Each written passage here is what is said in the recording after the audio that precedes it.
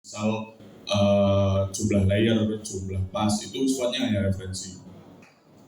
Nanti apabila ada penyimpangan dari situ kita nggak kasih penilaian di situ, kita nggak kasih deduksi nilai atau seperti apa.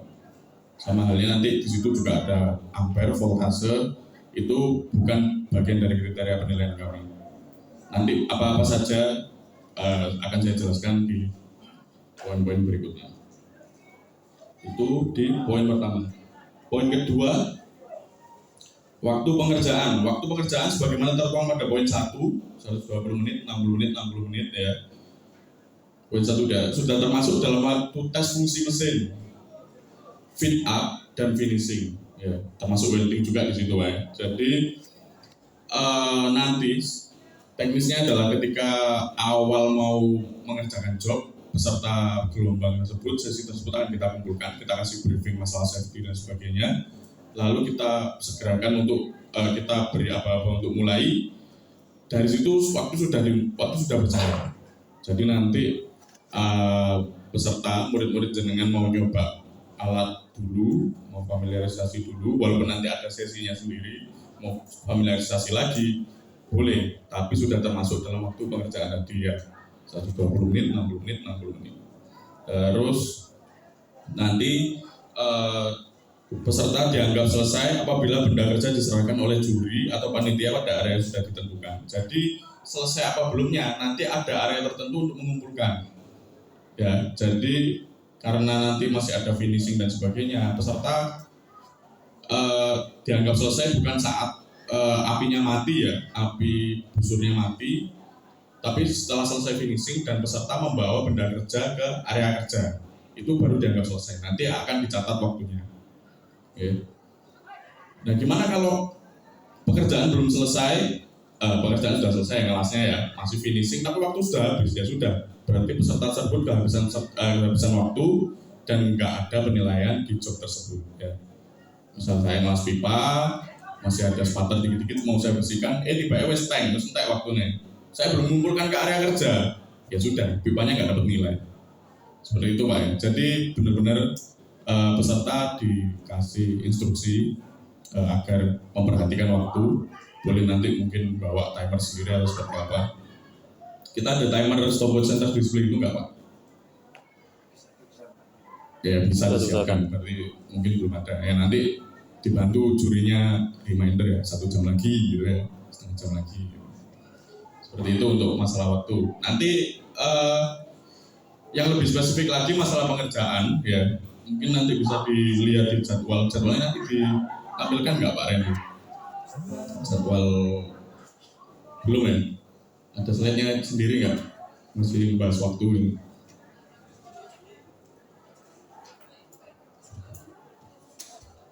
Jadi kemarin setelah kita diskusi sama panitia, mengingat banyaknya peserta dan terbatasnya alat hanya 10 ya, jadi mau nggak mau harus ada 3 sesi. 3 sesi ini sangat memakan waktu Pak ya. Nah makanya kita sepakati untuk mulai di hari Minggu.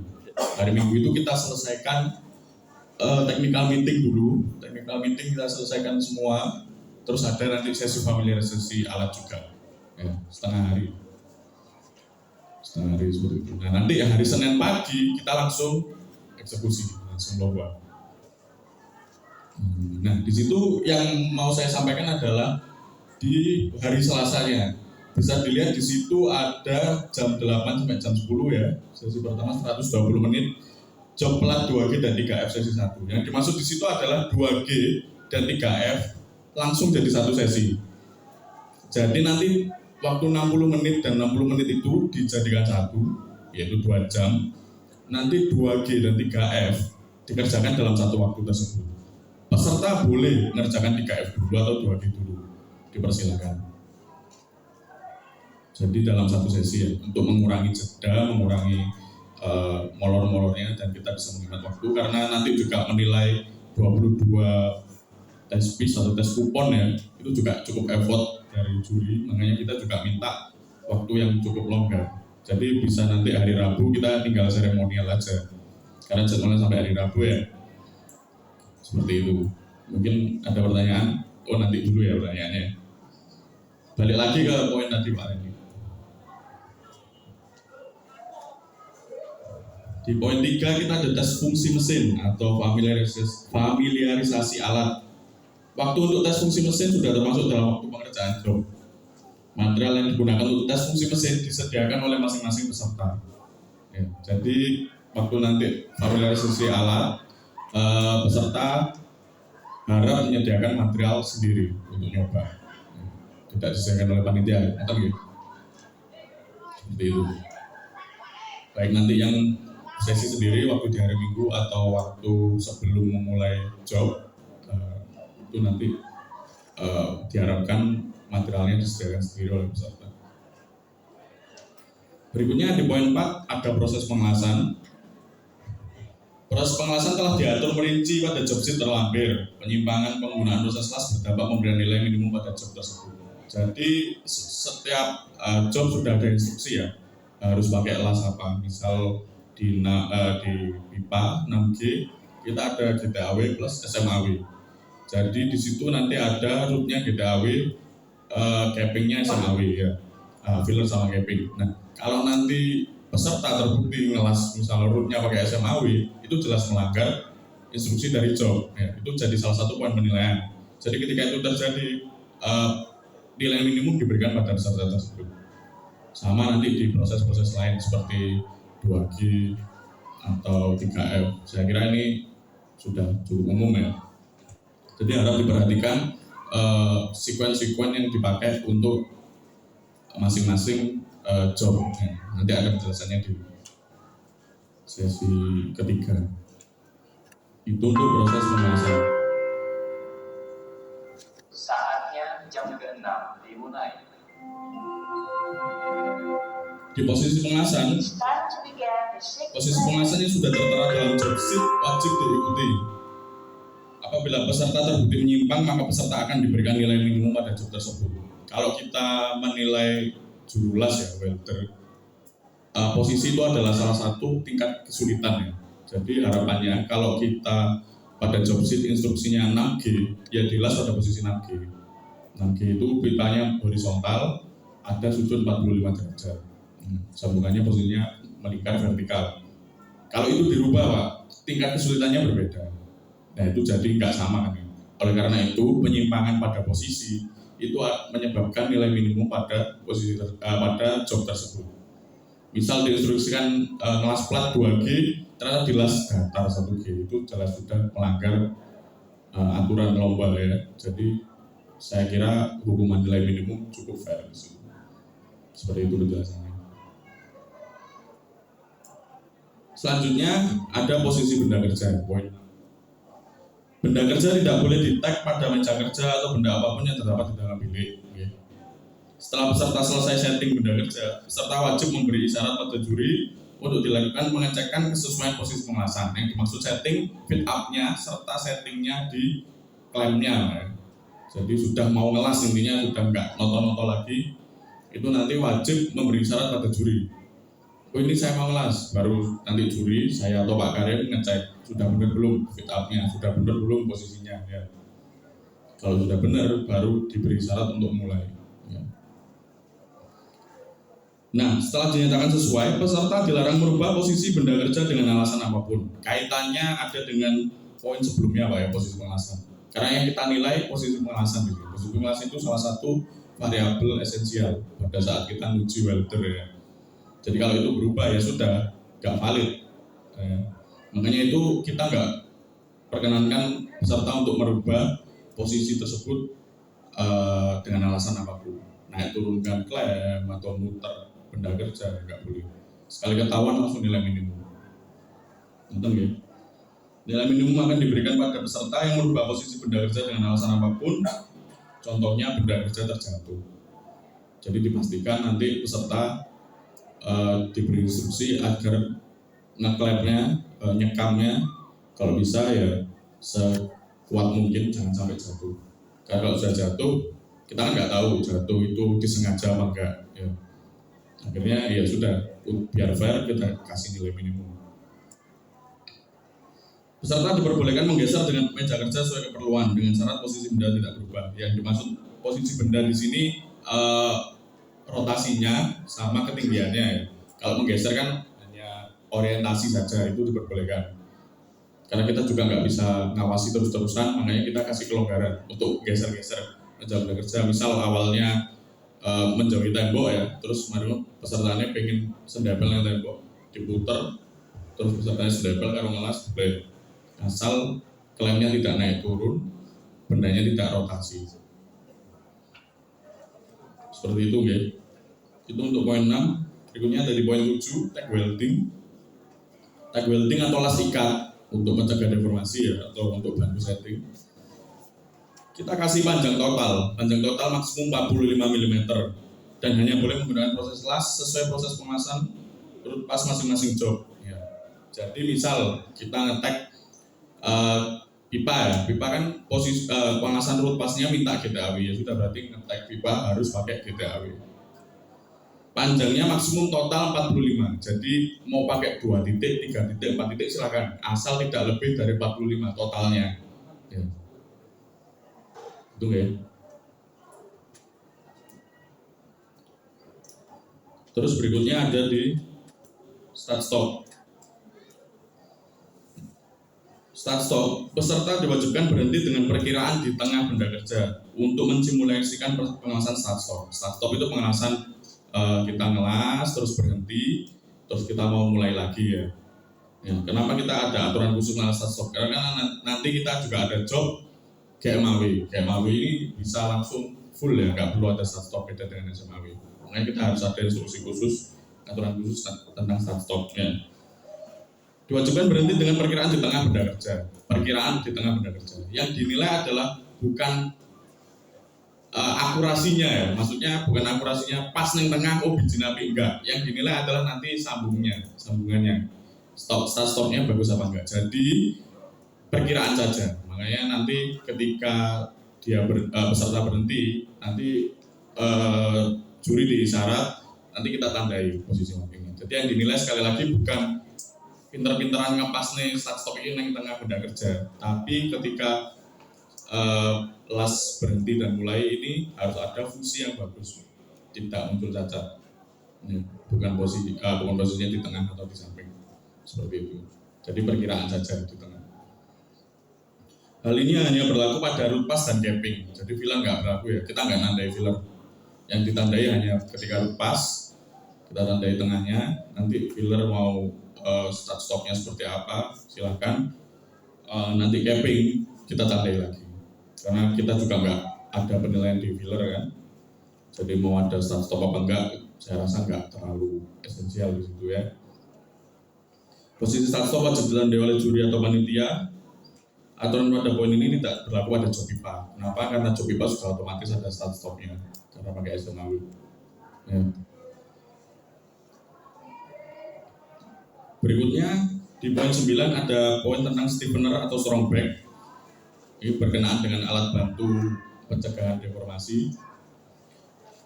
Penggunaan stiffener atau strong back atau alat lain untuk mencegah distorsi tidak diperbolehkan dengan sanksi pelanggaran adalah pemberian nilai minimum pada job tersebut. Jadi alat-alat yang sifatnya goceli material biar nggak mulet itu nggak boleh dipakai. Penggunaan alat bantu fit up, klem atau water pass atau tang buaya atau apapun diperbolehkan dengan syarat sebelum pengelasan dimulai klem sudah dilepas dari benda kerja. Jadi ketika pengelasan mulai sudah nggak ada alat yang nempel wadah benda kerja. Seperti itu ya. Kemarin kan ada yang tanya kalau tang buaya gimana Pak?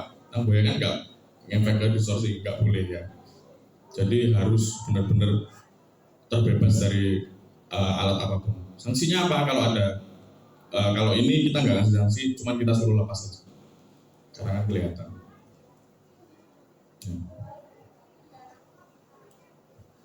Berikutnya penandaan atau marking. Peserta dilarang memberikan tanda apapun pada benda kerja. Ya, nggak boleh dikasih tanda, nggak boleh di spidol atau apa, nggak boleh ya. Penandaan benda kerja sepenuhnya menjadi wewenang tim panitia dengan menjunjung tinggi asas rahasia. Jadi kewenangan penandaan ada di panitia, bukan di juri. Juri juga nggak boleh tahu ada marking apapun di benda untuk asas kerahasiaan itu tadi. Pemberian tanda dilaksanakan pada saat sebelum pengelasan dimulai oleh juri, oleh panitia, disaksikan oleh panitia pemberi tanda dan peserta. Jadi saksinya hanya pesertanya serta panitia pemberi tanda. 2 orang itu saja. Juri nggak boleh tahu, pembimbing nggak boleh tahu. Ya mungkin nanti pembimbingnya diomongin sama pesertanya. Tapi waktu marking itu ya sudah 2 orang itu saja. Penandaan ditulis pada benda kerja menggunakan steel marker dan ditutup dengan lakban hitam.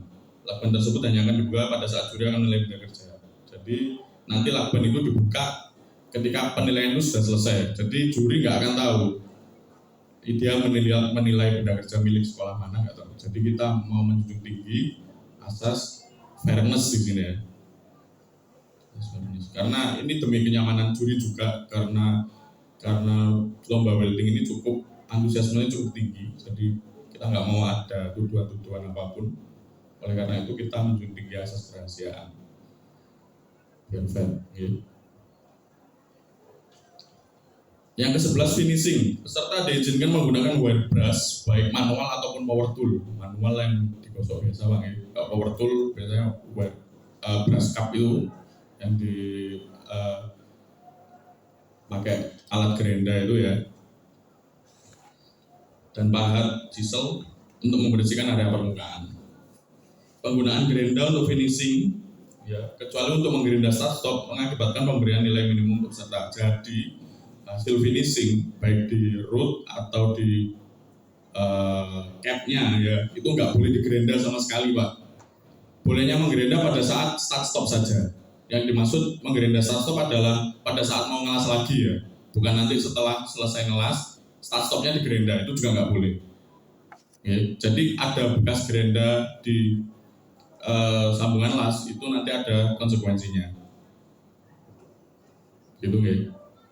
Jadi hasil las itu memang murni skill dari tangan juru lasnya, bukan dari tukang gerendanya.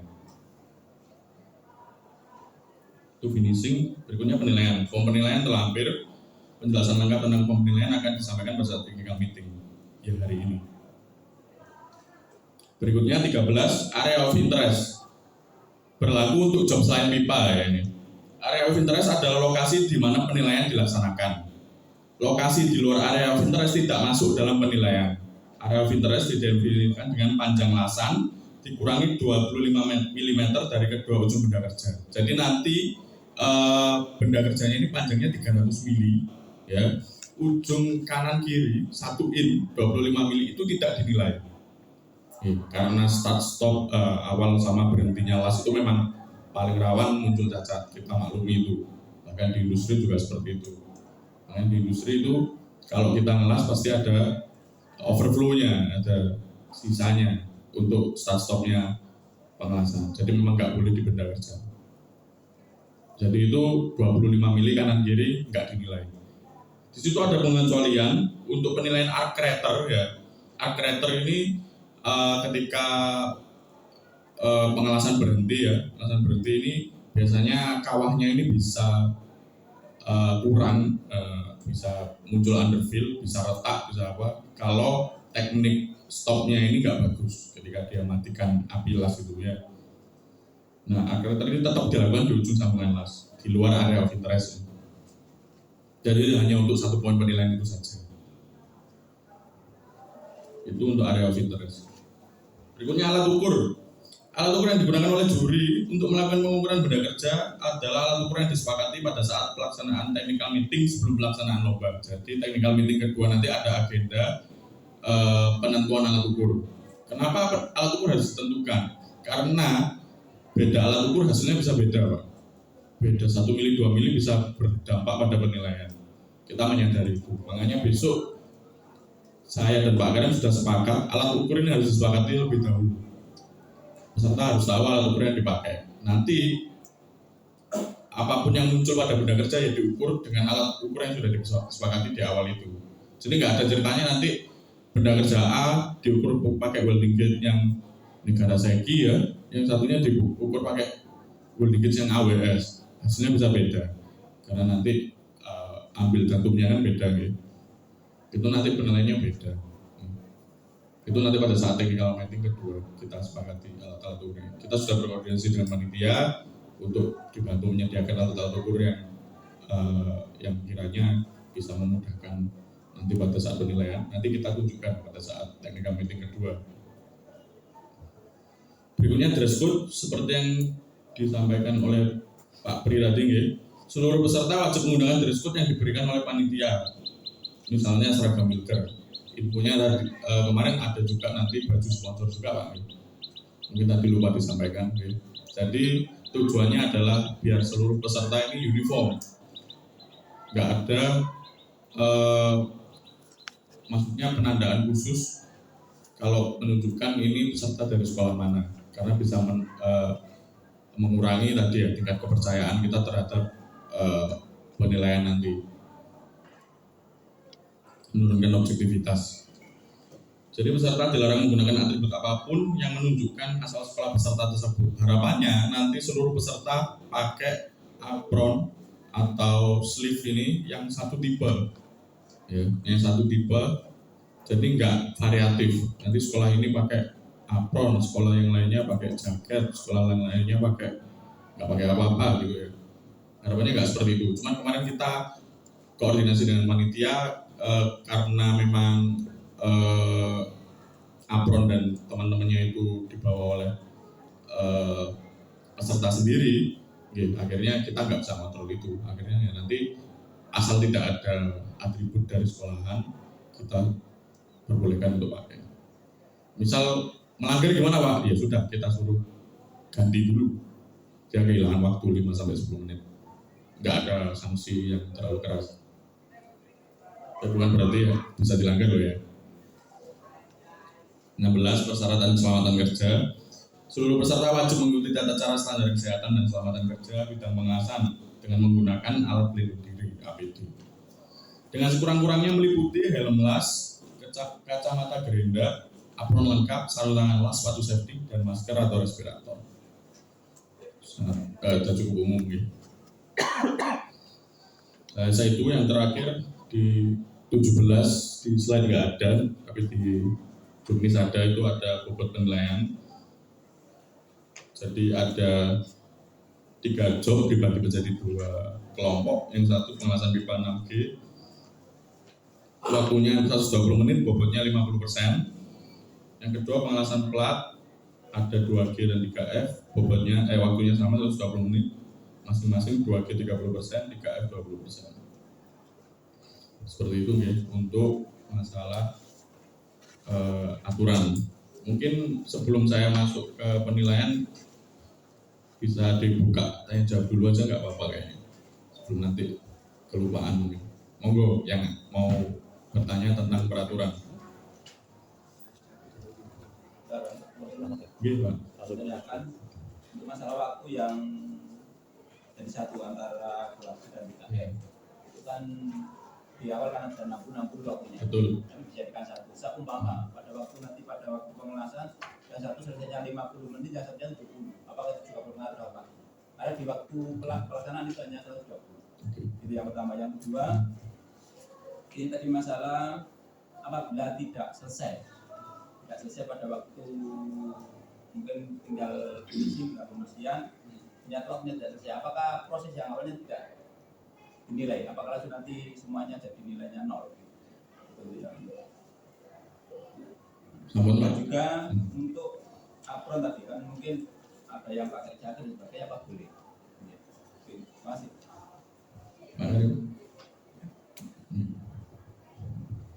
Terima kasih, Pak. Perkenalkan, nama saya Muhammad Karim dari PPNS. Di sini ditunjuk sebagai juri Wilker 3. Ini ada pertanyaan, mohon maaf, dari mana, Pak? SMK 1 Pungging. Ada 3 pertanyaan, Pak ya. Yang pertama, job sheet 2G dan 3F yang dijadikan 1. Jika yang 2G selesai 50 menit atau 70 menit, kemudian 3F-nya 50 menit, pokoknya totalnya ada 120. Kita kan sudah sepakat 120 menit itu kedua job sheet. Nah, nanti yang dinilai di juri itu bukan setiap jobsitnya misalnya 2G 50 atau 70 seperti itu. Namun sebelum 120 menit, kedua jobsit tersebut itu dikumpulkan di tempat yang telah ditentukan.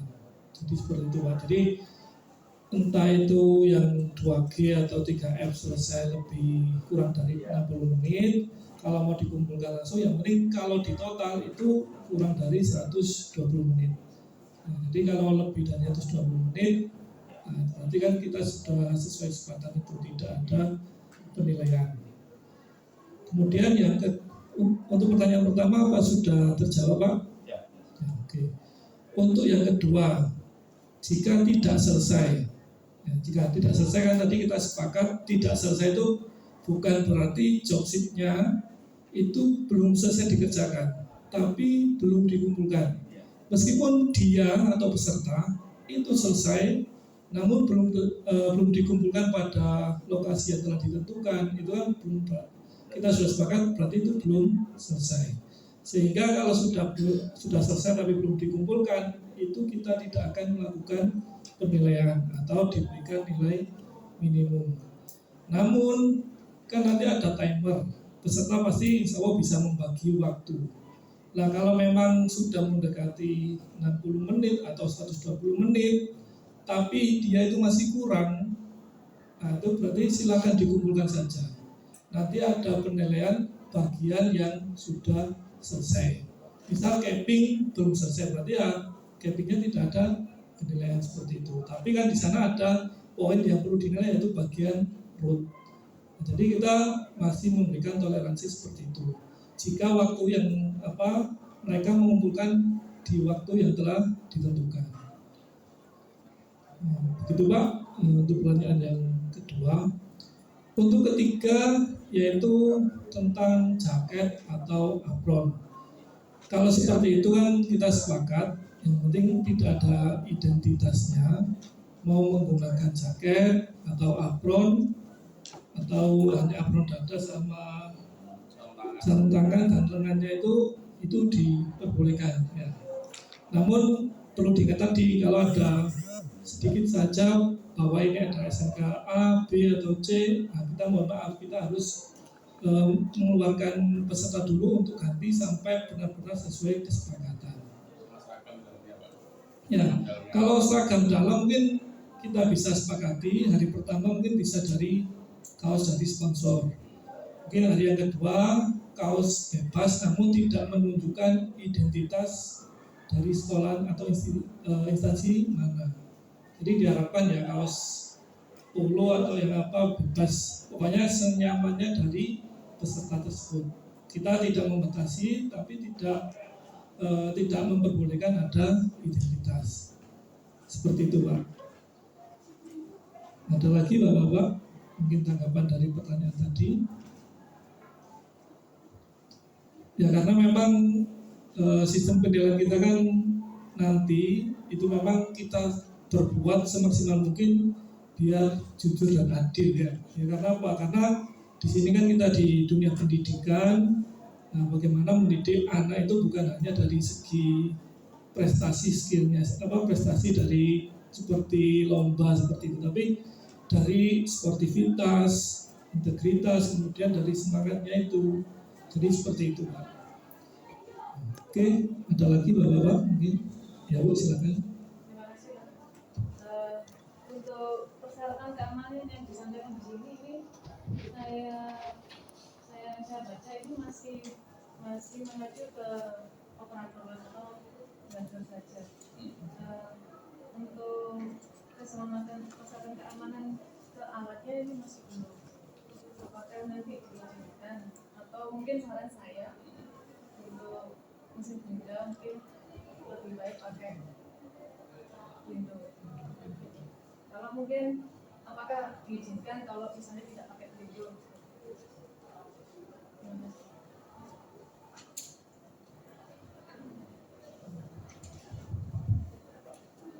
Oke baik, terima kasih Bu atas masukannya.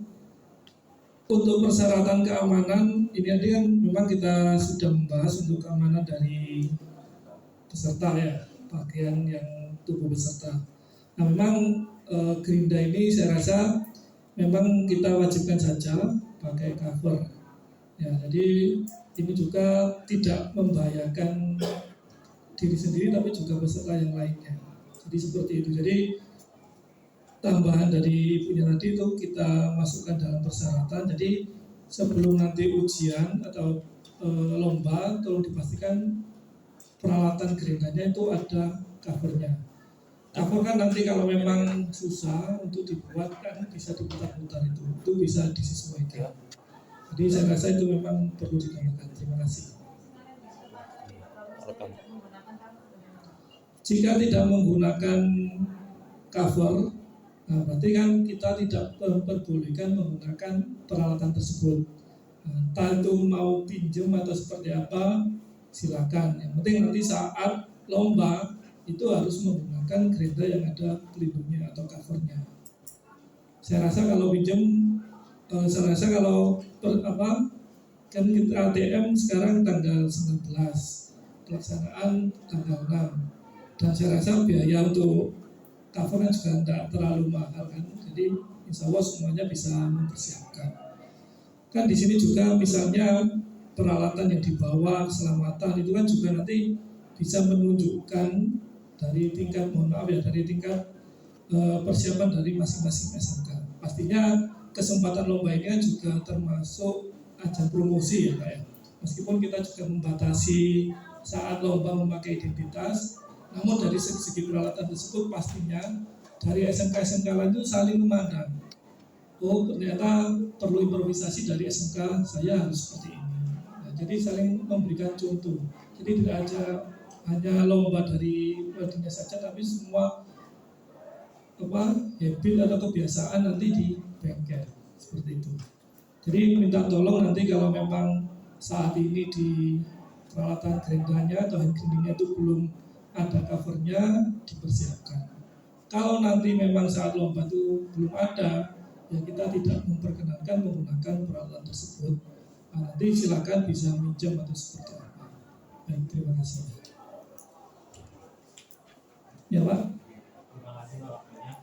Saya ingin bertanya, tadi kan job 2G sama 3F digabung.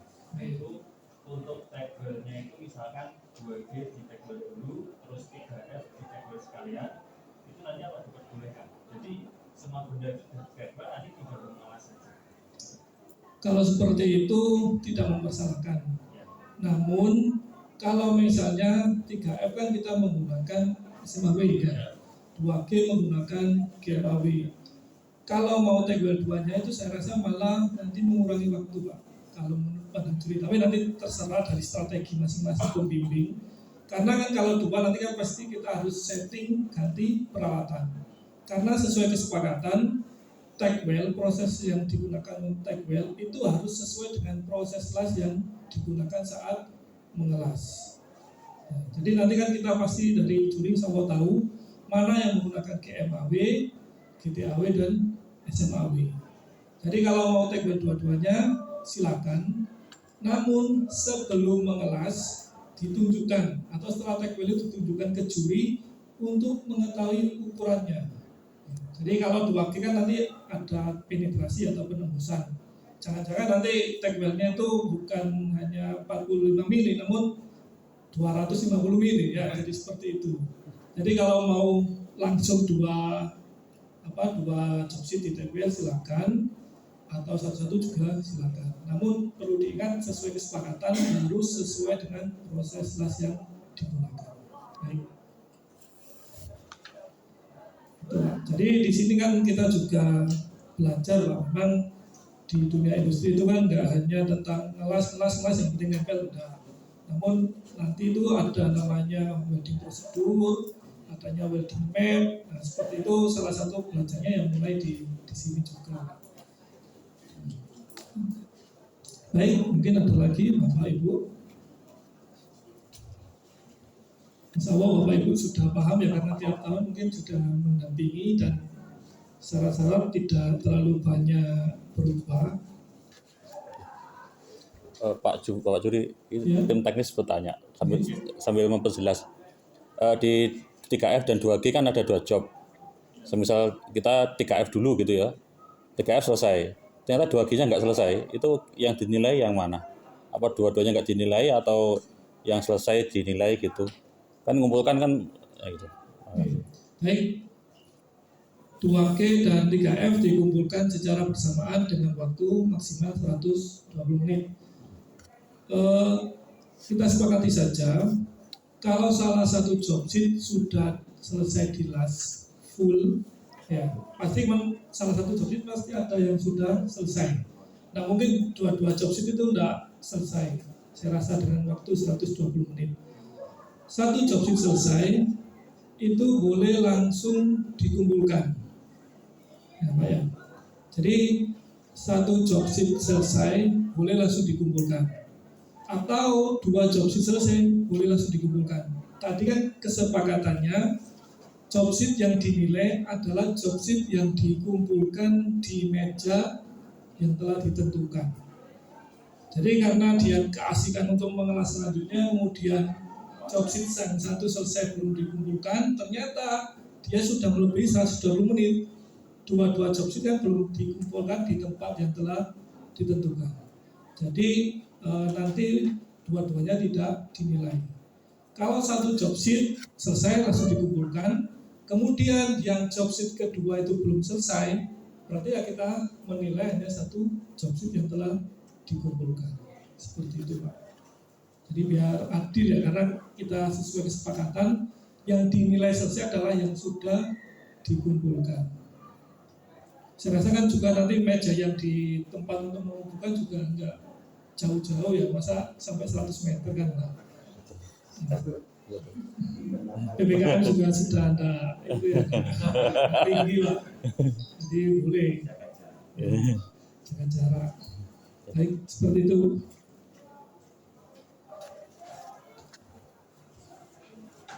Ya kita harapkan memang di TM pertama itu semuanya sudah clear Pak, dan nanti di TM kedua itu tidak ada membahas tentang teknis, hanya membahas tentang pembagian bilik, kemudian pengkodean atau penomoran peserta.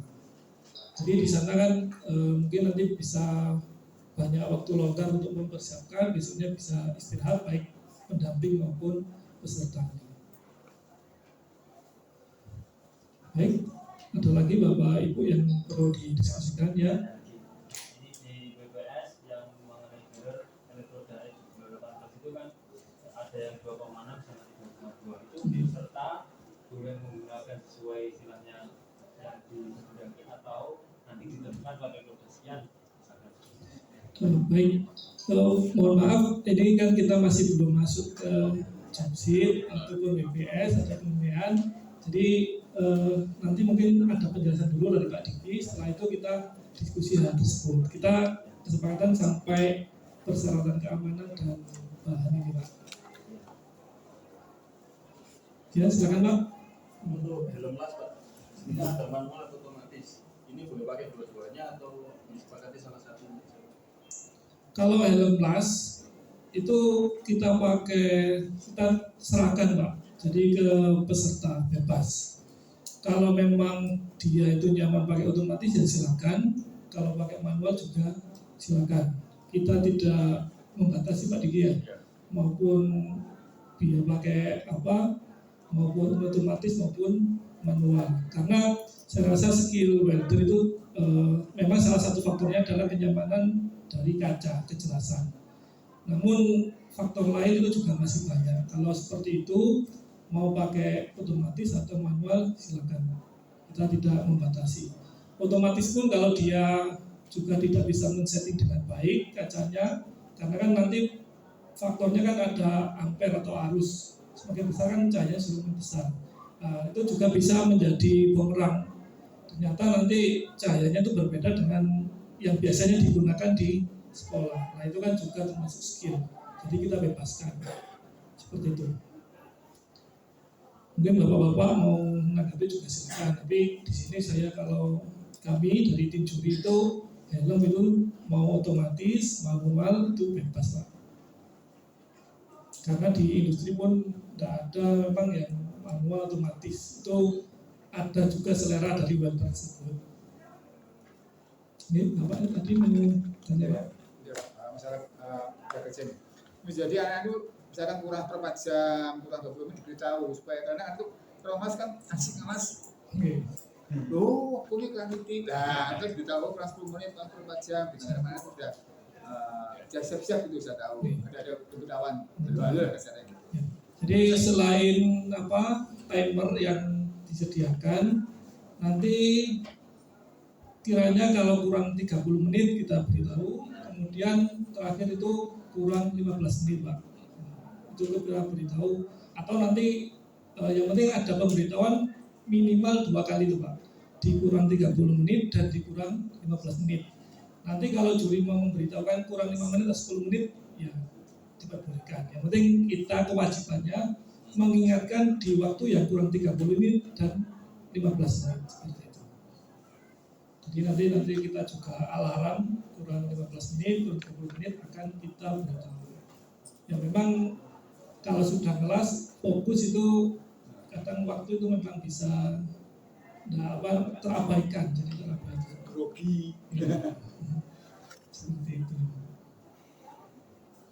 Silakan Bapak Ibu.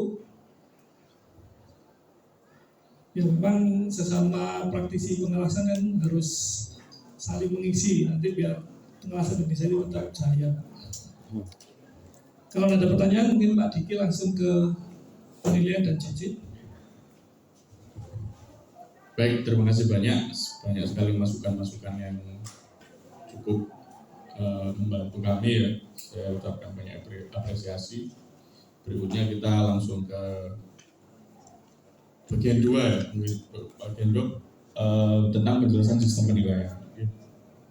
Pak Randy, mungkin bisa display aja Pak, juknisnya aja. Oke. Di lampiran juknis itu ada form penilaian. Oke. Di situ ada 3 form, ada 6G, 2G sama 3F. Kita mungkin mulai di 6G dulu ya.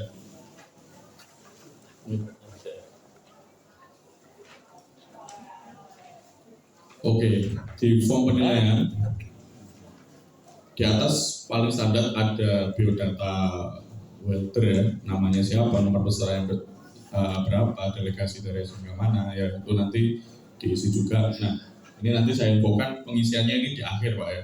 Jadi kita nggak akan tahu sebelum form ini kita isi dulu. Jadi nanti seperti yang saya jelaskan tadi, teknisnya kita ngisi penilaian dulu, scoring dulu. Nanti setelah itu kita buka markingnya di pelat atau pipa tersebut, baru kita isi di kolom tersebut untuk menjaga kerahasiaan itu tadi ya, sejujur-jujurnya dan seadil-adilnya. Seperti itu. Terus di situ ada kolom penilaian, dan kolom penilaian ini bisa dilihat terbagi menjadi 2 metode saya bilangnya. Yang pertama kualitatif, yang kedua kuantitatif. Pada metode kualitatif di situ hanya berbunyi ya atau tidak. Ketika kita menilai sesuatu, misal di poin pertama adanya abstrak atau enggak, itu kita lihat ada apa enggaknya abstrak, gitu saja. Mau ukurannya 1 mili, 2 mili, bahkan 100 mili roto dari ujung ke ujung ada abstrak, nilainya sama. Maksimum dapat skor 20, minimum dapat skor 0. Itu untuk yang kualitatif. Jadi bahasanya hanya ya atau tidak. Yang kuantitatif gimana? Kuantitatif kalau di 6G ada 3 mahkota las. Misal di poin 7 ada porosity di situ ya. Terdapat porosity pada permukaan lasan ya. Di situ ada kolom ukuran. Nah, di situ pada pengukuran tersebut akan kita ukur porosity-nya. Porosity-nya misal porosity cluster ya, yang ngumpul ya. Yang ngumpul kita akan ukur panjang lebarnya. Panjang lebarnya nanti kita dimensi yang paling besar panjangnya atau lebarnya itu kita masukkan kolom ini, dan sifatnya kumulatif dari ujung join ke ujung join, ujung 1 ujung 2 ya. Jadi misal tadi A, di sini ada porosity sedikit, di tengah ada, terus agak ending nanti ada, nanti diukur masing-masing dijumlah ya, pakai panjang atau lebar yang paling besar. Nah, misal kalau dia isolated porosity-nya ya, tunggal ya, nggak ngumpul cluster, itu kita ukur diameternya. Itu nanti kita akumulasikan. Nanti masuk ke kolom ukuran di situ ya. Nah, di kolom ukuran di sebelahnya ada faktor deduksi. Faktor deduksi ini jadi faktor pengalinya nanti. Misal ketemu porosity totalnya 100 mili, dikalikan dengan faktor deduksi, jadi deduksinya di kolom sebelahnya. Jadi 100 dikalikan dengan 0,25, Jadi kan 25 ya. Ya deduksinya adalah 25 dari skor maksimum. Skor maksimumnya di sini 70. Jadi 70 dikurangi 25 45. Berarti skornya untuk porosity peserta tersebut dapat 45. Gitu Pak ya. Nah di situ jenengan mungkin notice faktor deduksi kok beda-beda. Nah ini yang menunjukkan bahwa setiap jenis cacat itu punya tingkat keparahan tersendiri ya, dampak ya, efeknya ke sambungan beda-beda. Yang lebih kecil kita anggap cacat tersebut tidak terlalu berdampak, tidak terlalu efek terhadap kekuatan sambungan. Yang lebih besar itu yang lebih berdampak. Jadi level hukumannya harus berbeda. Jadi di sini bisa kita lihat di CAP itu yang lebih tinggi ini lack of fusion. Karena lack of fusion itu memang jadi awal kerusakan ya. Jadi kalau join itu kena beban, rusaknya pasti awal kalau ada lack of fusion sama porosity, larinya ke lack of fusion dulu. Pecahnya pasti di situ dulu. Ya. Jadi jenengan kalau familiar dengan standar AWS atau ISO, lack of fusion itu pasti nggak ada toleransi. Mau muncul 1 mili, 2 mili, itu pasti nggak boleh ya. Itu yang mau kita capture di form penilaian di sini. Jadi harusnya memang penilaiannya harus berbeda. Ya. Itu yang mau kita capture di sini. Jadi seperti itu penjelasannya. Jadi itulah kenapa sedikit berbeda. Mungkin ada yang sudah berpengalaman di tahun-tahun yang lalu. Form penilaiannya ini saya rasa cukup baru. Dan saya ingin dari industri meng-capture itu tadi perbedaan macam-macam defect, dan nanti ada juga penilaian kuantitatif untuk membedakan munculnya cacat yang pendek sama yang panjang, ini skornya harus beda. Dan ini yang nggak saya dapat di form penilaian tahun lalu, karena tahun lalu bulan saya juli juga. Jadi kalau tahun lalu mau ada porosity rata satu join sama porosity di awal di sambungan aja, itu nilainya sama, dan itu saya rasa nggak fair. Makanya saya perkenalkan metode penilaian baru ini, ya, seperti itu. Jadi ada aspek ada metode kualitatif yang notabene sama dengan yang sudah ada ya. Ada metode kuantitatif yang baru, ya. Yang baru nanti isinya ada ukurannya, ada faktor deduksinya berapa, dan ada deduksinya juga. Nanti dikurangi dari skor maksimum. Skor maksimum ini skor maksimum yang bisa didapat dari cacat tersebut. Misal di poin 8 ada lack of fusion ya, ternyata nggak ada, berarti nggak ada deduksi di situ, berarti maksimumnya dia dapat 200 ya, jadi dapat skor lack of fusion 200 seperti itu. Nah misal dia ini kan pipa ya, pipa kan diameternya 4 in ya, 4 in ini kira-kira berapa, 100 mili ya, 100 mili kelilingnya berarti kan 300-an mili ya. Nah itu kan skor maksimum cuma 200. Misal lack of fusion dari ujung pipa ketemu ujungnya lagi ya, berarti kan total kira-kira 300-an ya panjang joinnya tadi. Jadi kan ukurannya 300 dikali 1 faktor deduksi 300. Dan nanti skor maksimumnya cuma 200. Apakah nanti minus 100? Enggak ya. Jadi faktor deduksi itu jadi nanti maksimum deduksinya ya sampai skornya maksimumnya jadi 0. Jadi nggak bisa jadi minus. Gitu. Nanti ada undercut juga. Undercut ini pengukurannya kanan kiri, Pak. Jadi misal ada di kanan sama di kirinya kita ukur masing-masing. Jadi kalau misal 2G ya, area of interest-nya 250 mili, di kanan ada undercut, di kiri ada undercut, totalnya bisa sampai 500 mili. Kalikan saja di situ 500 kali 0,25, kira-kira 125. Ya. Skor maksimumnya 150. Ya, sudah. 150 kurang 125 cuma dapat skor 25. Jadi seperti itu nanti penilaiannya. Ya mungkin perlu saya running dari awal sampai akhir, saya jelaskan setiap poinnya untuk masing-masing aspek cacatnya, mulai dari nomor 1 abstrak ya. Abstrak ini didefinisikan sebagai nyala busur yang nggak tepat di sambungan. Jadi misal di luar sambungan, di luar join, di area luar join di material gitu ya. Kalau abstrak ada busur yang kena materialnya, itu namanya abstrak. Itu yang kita maksud dengan abstrak. Terus berikutnya ada benda kerja bebas dari sputter, bekas bahat, selak atau smoke, itu kita masukkan kategori mechanical damage. Ya, bekas berenda, bekas pokoknya yang melukai material ya, itu kita nilai di poin 2. Yang berikutnya misalignment. Misalignment ini junjing lah ya. Jadi waktu fit up nggak flat, ya, nggak rata. Misalnya ada perbedaan, di situ ada toleransi maksimum 1 mili. Kalau masih di bawah 1 mili masih diperbolehkan, masih dapat skor maksimum. Berikutnya ada arc crater. Arc crater itu tadi waktu terminasi busur ya, di ujung pengelasan tekniknya nggak benar, bisa muncul crater atau apa, itu nanti kenanya di poin 4. Berikutnya ada start stop loss atau baik. Kemarin ada yang tanya start stop loss atau baik apa enggak, itu indikatornya apa. Jadi bagi kami start stop ini adalah titik di mana cacat ini paling sering muncul, bisa numpuk Pak cacatnya di situ. Nah, untuk memudahkan kami mengidentifikasi cacat yang muncul, jadi start stop itu kita isolasi, kita nggak sambungan penilaian dengan cacat-cacat lain. Jadi hanya area start stop itu saja. Kalau ada cacat yang muncul di start stop, misal excessive reinforcement ya, terlalu tinggi ya, mendol, ataupun underfill, kurang ya, ataupun di situ ada porosity, ya kita yang kenakan di situ ya start stopnya, bukan porosity-nya, bukan excessive reinforcement-nya. Ya. Karena di situ pasti muncul banyak untuk mengurangi potensi nanti ada dispute untuk pada satu penilaian, ya start stop kita nilai sendiri. Gitu ya. Berikutnya ada apakah sambungan las bebas dari retak ya. Ya kalau retak ini saya rasa kemungkinannya kecil ya. Jadi di situ bisa dianggap aja skor bonus. Nilainya cukup tinggi 60 ya. Jadi LLO ya nggak ngomong elek ya. Paling nggak at least ya dapat skor 60. Karena faktornya cukup kecil untuk retak. Kenapa skornya tinggi ya itu? Kalau udah kerja retak itu ya sudah finish sambungannya, nggak akan bisa nahan beban, kekuatannya akan nggak ada.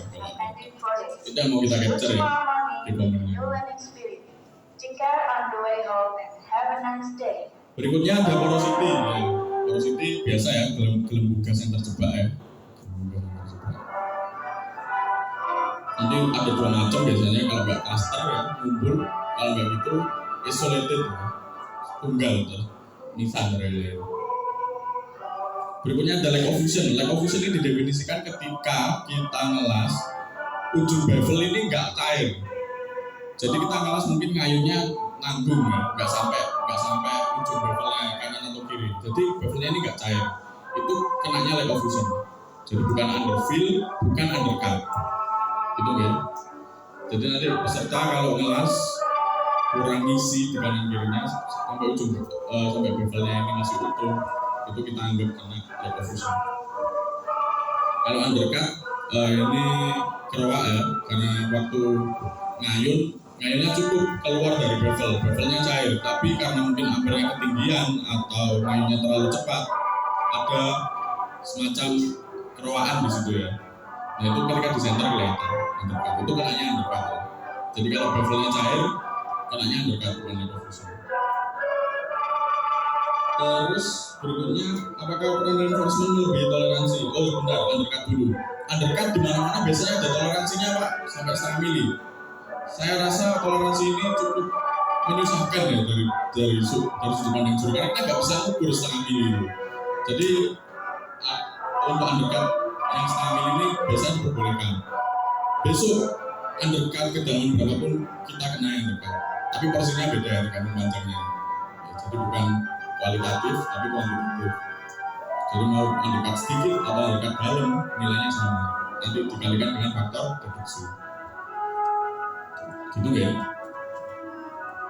Reinforcement ukuran capping ya, karena kita masih bahas tentang totalas, maksimum 3 mili ya.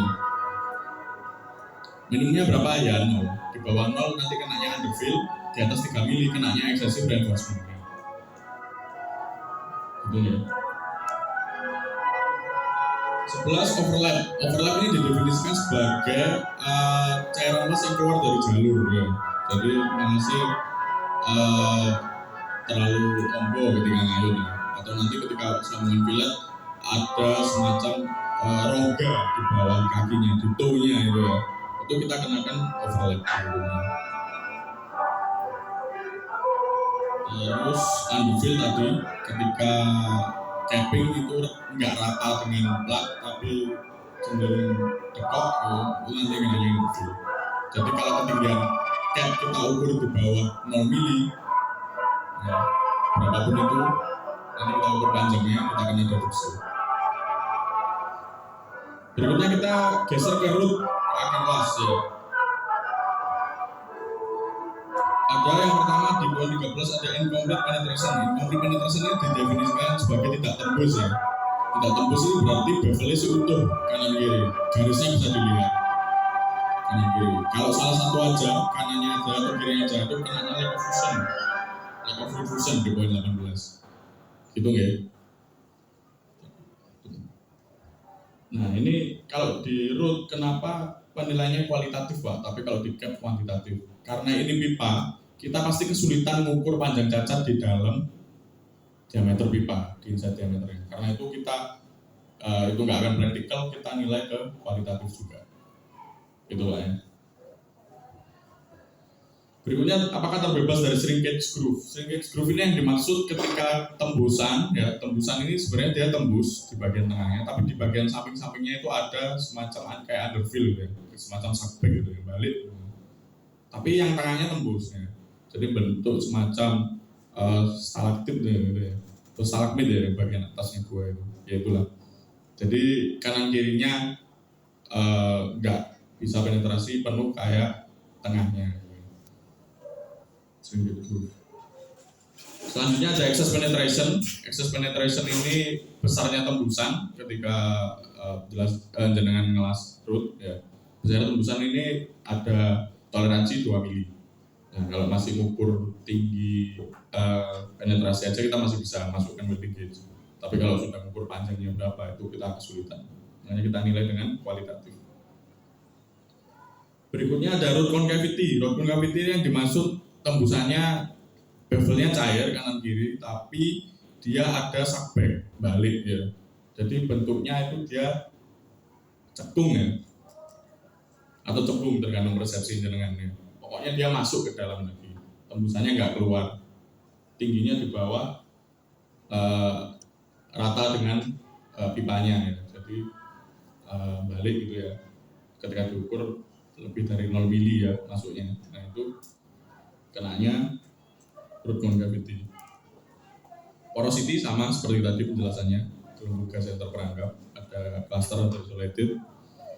Terus ada yang ke-18 ini lack of root fusion ya, ketika bevelnya nggak cair ya, ketika chambernya nggak cair, kanan atau kirinya itu kenanya lack of root fusion. Start stop baik. Nah ini juga melanjutkan dari poin tadi, start stop ini biasanya startnya titik di mana cacat ini ngumpul, apalagi di root ya, pasti ngumpul kan, incomplete penetration, lack of fusion, porosity kadang ada juga. Nah itu kita isolir, jadi kita hanya nilai start stopnya aja. Kalau di start stop itu muncul IP ya incomplete penetration, kita nggak kena incomplete penetrationnya, kita kena start stopnya. Jadi aspek lain itu dinilai pada saat last continue-nya, bukan di titik start stop-nya. Nonton ya? Yang terakhir ada root undercut sama dengan surface undercut tadi. Ya. Terus tadi ada yang kelewat juga di poin nomor 2, masalah mechanical damage, sputter, bekas pahat, bekas gerenda, slack dan sebagainya. Itu apa nggak ada jaraknya dari jarak pengasan? Kita nggak pakai jarak Pak ya. Jadi dimanapun, kalau masih di material kerja, kalau masih melukai benda kerja, mau jarak 50 mili dari pengasan, 100 mili atau berapa meter pun, kalau dia kena, ya sudah. Itu berarti dia kena mechanical damage-nya. Jadi diharapkan nanti benar-benar bersih benda kerjanya, semaksimal mungkin ya. Jadi abstrak atau sputter atau yang muncul semaksimal mungkin dibersihkan. Nah itu untuk 6G, nah itu di bawah ada note Pak, ada catatan poin workmanship dan root dinilai berdasarkan ada tidaknya cacat seperti yang sudah saya jelaskan. Skor penuh didapatkan apabila terbebas dari cacat. Yang kedua, point cap dinilai berdasarkan panjang cacat yang muncul di ukur memanjang, atau dalam case-nya cluster porosity panjang kali lebarnya. Nah, yang terakhir, definisi welding defect mengacu pada ISO 5817 dan ISO 6520. Ini monggo kalau jenengan mau mempelajari macam-macam welding defect yang disebutkan dari poin 1 sampai 20, bisa buka dokumen yang saya referensikan di situ. Jadi bisa untuk tambahan pengetahuan, bisa juga nanti untuk mencegah kita berdebat pada saat penilaian. Oh, ini bukan law of fusion, ini bukan root gravity, ini bukan karena kita pakai kitab yang sama, kita pakai referensi yang sama. Harapannya untuk mencegah perdebatan pada saat kita melakukan penilaian. Nah, ini untuk yang 2G sama 3F sama. Kalau 2G nanti rootnya kita bisa nilai dengan kuantitatif, kita bisa ukur karena tinggal dibolak-balik saja. Jadi perbedaannya dengan pipa itu. Nah, untuk yang 3F, oh ya, ada tambahan di distorsi. Nah, distorsi ini di poin 4, distorsi ini didefinisikan sebagai angular distortion, Pak ya. Jadi distorsi yang diukur berdasarkan sudutnya, sudut benda kerjanya. Diukur di titik paling ekstrim. Ya. Jadi salah satu sisi plat nanti kita ratakan dengan meja.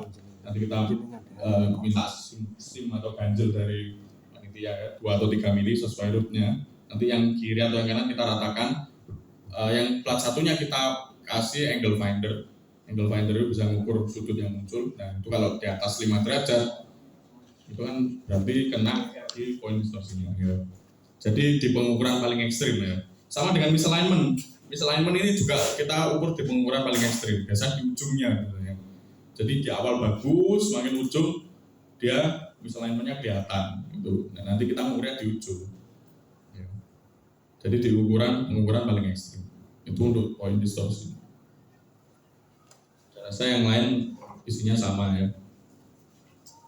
Terus di pengelasan fillet ini aspek penilaiannya juga berubah. Di workmanship mungkin masih sama, tapi nanti di capping ya. Di capping ini ada yang namanya excessive convexity ya, atau kecembungan yang berlebihan. Harapannya ketika kita ngelas fillet itu hasilnya itu bisa flat konturnya ya.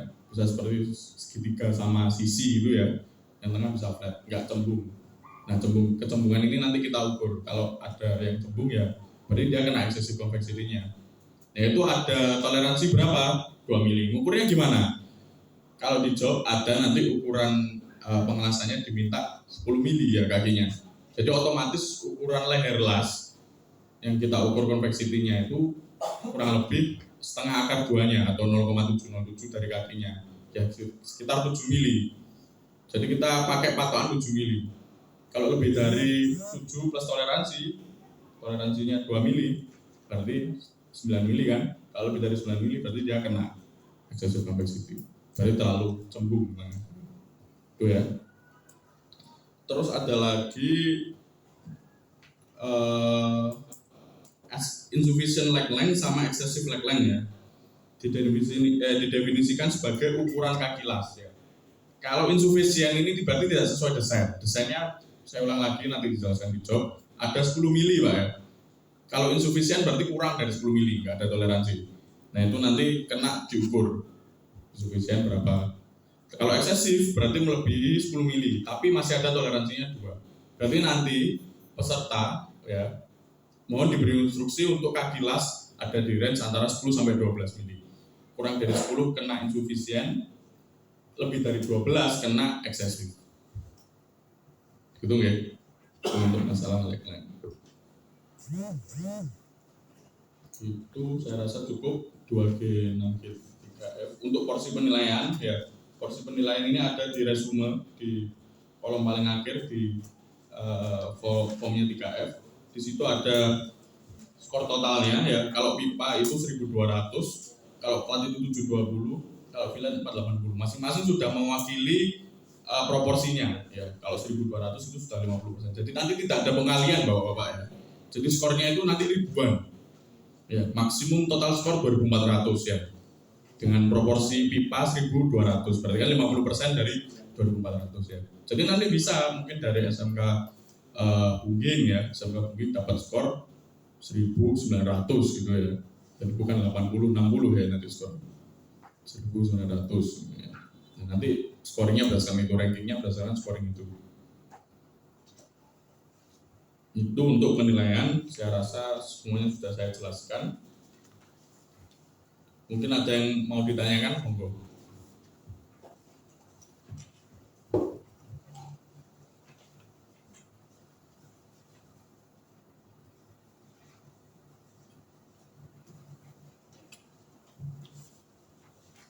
Nanti yang menilai juri Pak ya.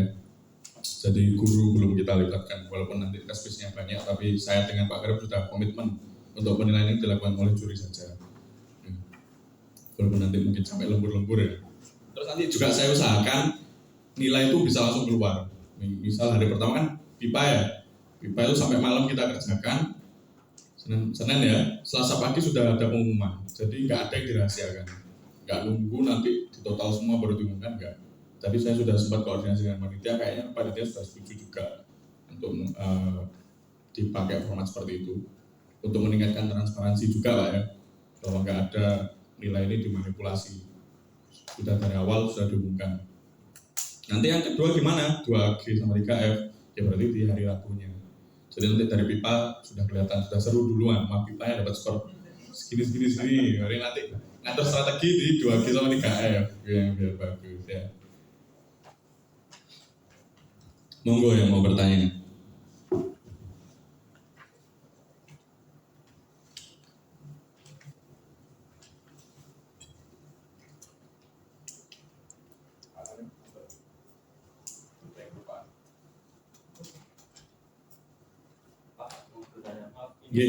Pertanyaan bukan dari penilaian tadi ya, dari muka itu proses filler. Iya. Apakah nanti ketika proses pembersihan boleh menggunakan proses grinder? Boleh. Ya? Karena tadi di situ kan yang boleh hanya start dan stop saja. Nampaknya di sebelah nggak boleh di grinder. Boleh. Jadi saya ulangi aturan tadi ya, yang nggak boleh itu untuk finishing saja. Untuk start stop apalagi filler masih diperbolehkan. Nyambung root boleh saja. Nggak bisa kalau nyambung root nggak digerinda. Oke.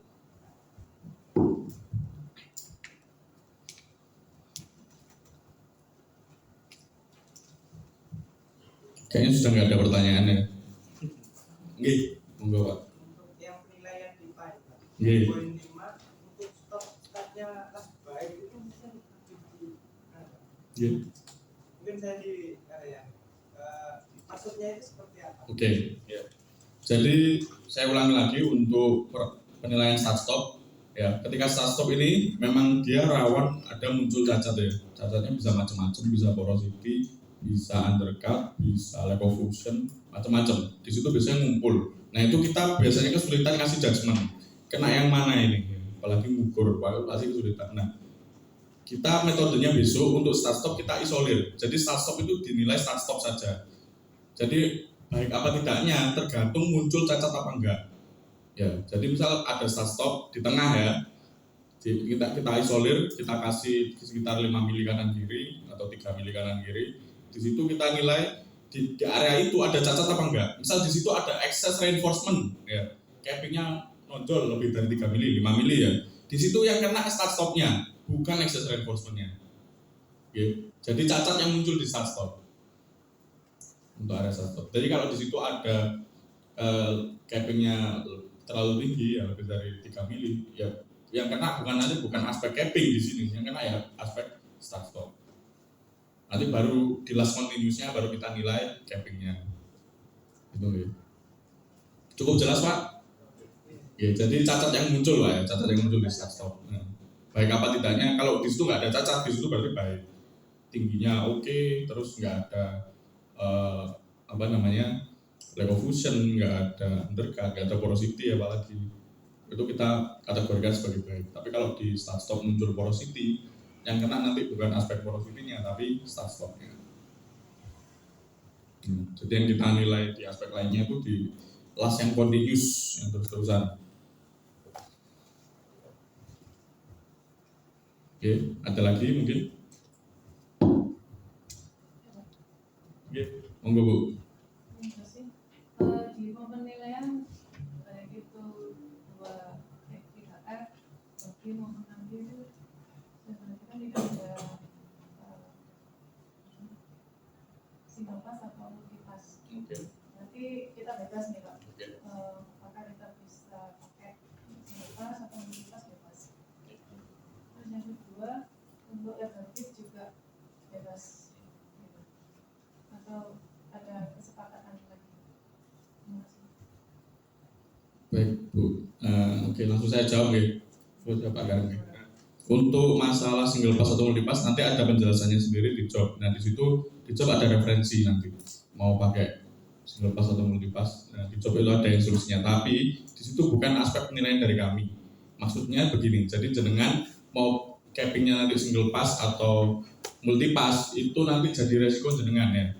Nah, kalau single pass kan mungkin ada resiko undercut kanan kiri karena lainnya lebar. Tapi kalau multi pass nanti ada resiko tengahnya ada lack of fusion atau seperti itu jadi resiko jenengan. Jadi aspek penilaiannya tetap cacat yang muncul. Jadi mau pakai single pass atau multi pass tidak kita nilai di sini itu jelas oke. Yang kedua masalah lebar bid.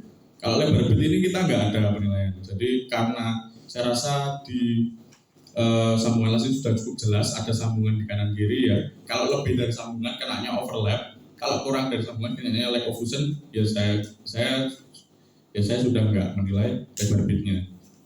Jadi nanti tergantung lebar bid itu nanti masuk overlap atau masuk lack of fusion ya sudah dinilai di overlap atau lack of fusion. Jadi seperti itu Bu. Jadi kita kesimpulannya tidak menilai jumlah pas juga tidak masih menilai di lebar bid.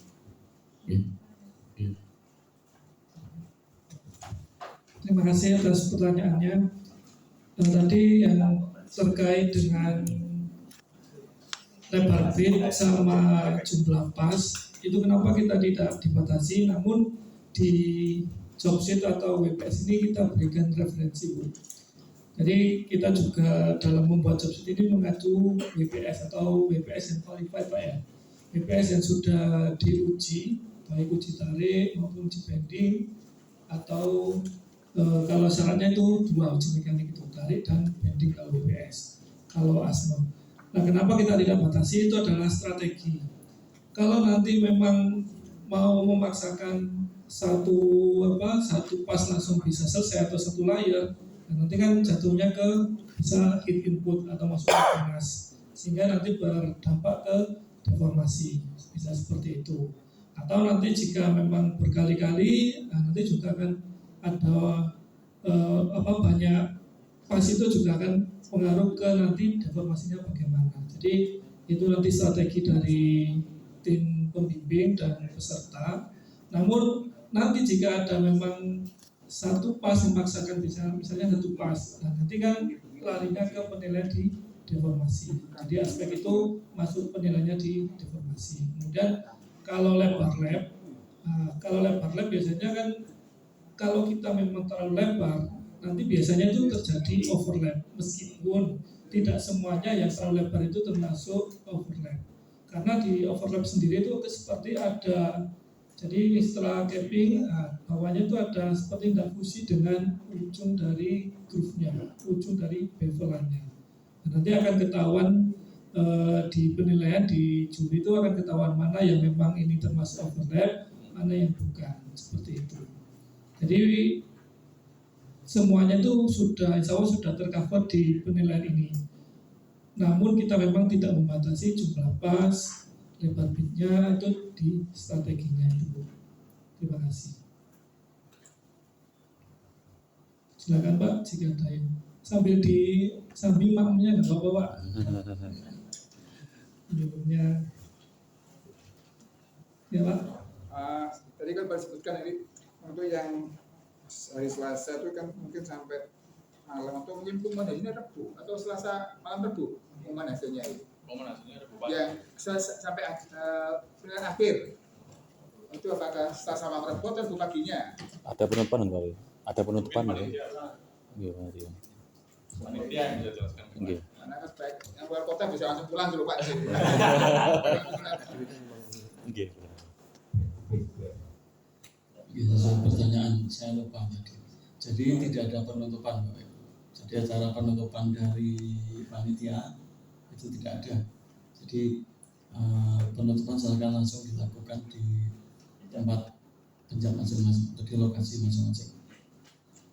Jadi kalau misalnya pelaksanaan nanti hari Rabu, Selasa Selasa ya, Selasa malam selesai diumumkan hari Rabu pagi atau siang, ini bisa kita lakukan. Kan kalau jadwal dari Wilker kan hari sampai Rabu ya, sampai Rabu batasnya. Itu yang bisa saya sampaikan yang tadi terlewat.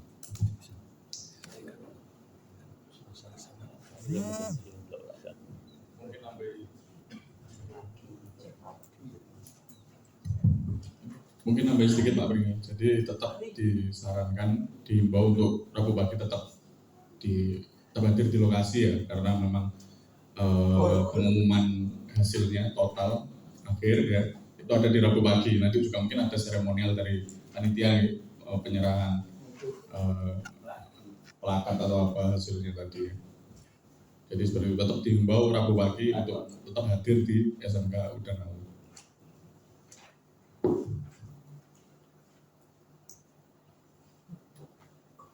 Monggo kalau ada pertanyaan lagi.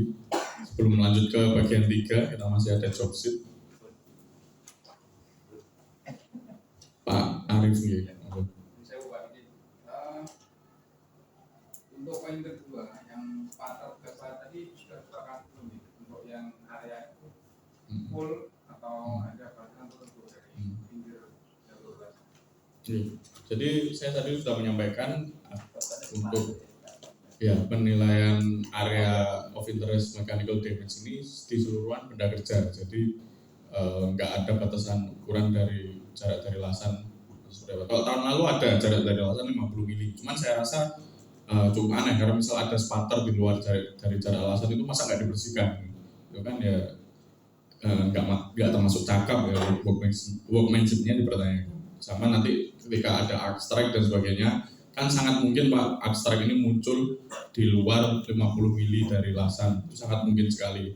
Itu tetap jadi skor pertimbangan. Jadi tadi saya sampaikan nggak ada jarak 50 mili dari lasan. Atau mungkin disepakati yang lain seperti apa.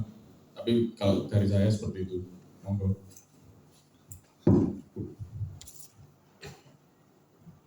Saya rasa sepakat gitu. Mandat.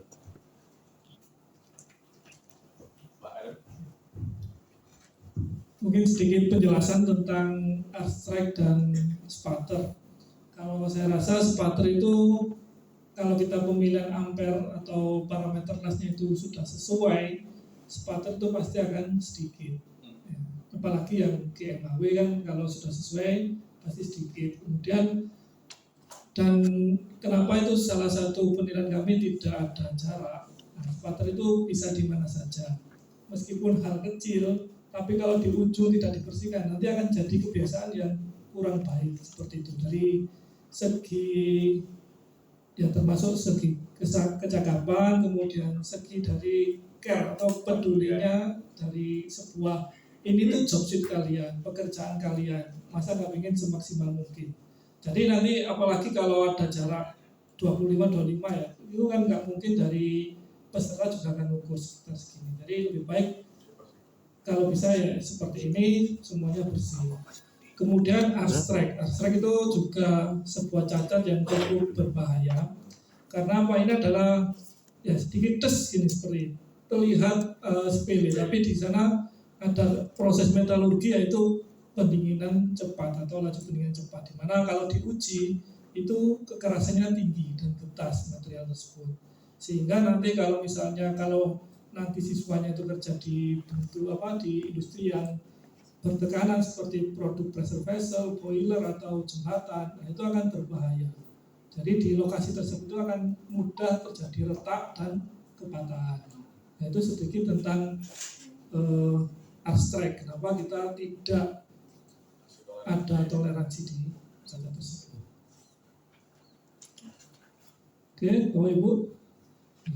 Kalau tidak ada mungkin lanjut di job sheet.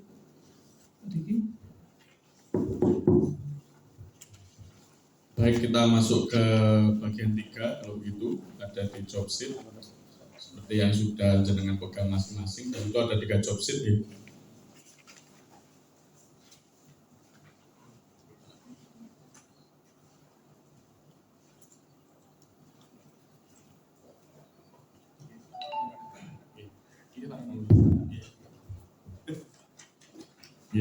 Jadi seperti yang sudah jenengan pegang ada 3 job sheet ya. Nah, formatnya ini saya kasih format seperti welding procedure specification yang ada digunakan di industri ya. Jadi saya sendiri juga punya misi karena saya perwakilan dari industri untuk ngasih sharing apa sih yang banyak digunakan di industri seperti itu. Jadi harapannya bapak-bapak nanti bisa menyampaikan ke peserta ya, perwakilan sekolah masing-masing bahwa ini loh yang ada di industri. Jadi minimal pesertanya bisa baca isinya WPS itu apa ya. Jadi WPS itu seperti ini Bapak Ibu ya. Jadi ada kita di job 1 dulu ya. Ini formatnya nggak ada format bakunya ya, tapi yang mungkin memuat informasi paling umum sudah termasuk di job tersebut. Jadi di job 1 di situ ada WPS number di kelompok paling kanan. WPS number ini ya nomor job sheet-nya ini tadi ya. Kalau di lapangan mungkin ada nomor WPS-nya berapa, ini untuk membedakan nomor satu dokumen dan dokumen lain. Terus ada PKR number ini prosedur qualification record. Jadi ketika kita bikin WPS pasti ada proses kualifikasinya. Enggak cuman kita nulis di situ ngelasnya pakai apa itu semuanya ada dasarnya. Dasarnya ya PKR itu tadi. Nah, di sini kita nggak isi karena kita ini nggak ada PKR-nya ya. Berikutnya ada standard reference. Standard reference itu macam-macam, bisa AWS, bisa ISO, bisa ASME, tergantung produk biasanya. Terus di situ ada sketch, Pak. Di situ ada sketch gambarnya joinnya kira-kira seperti apa. Nah, di situ ada orientasi pipa ya, kira-kira itu 45 derajat. Di situ ada simbolasnya juga. Simbolasnya itu berarti dia di kampung V-groove, Pak ya. V-groove dengan gapnya 2, sudutnya 60 derajat, terus ada tembusan di situ karena dia ada simbol tembusan yang di warna hitam itu ya. Terus detail ada keterangan posisinya 6G ya. 6G itu tadi pipanya posisi horizontal. Mas Yazan ya, saya berhenti dulu, mohon izin.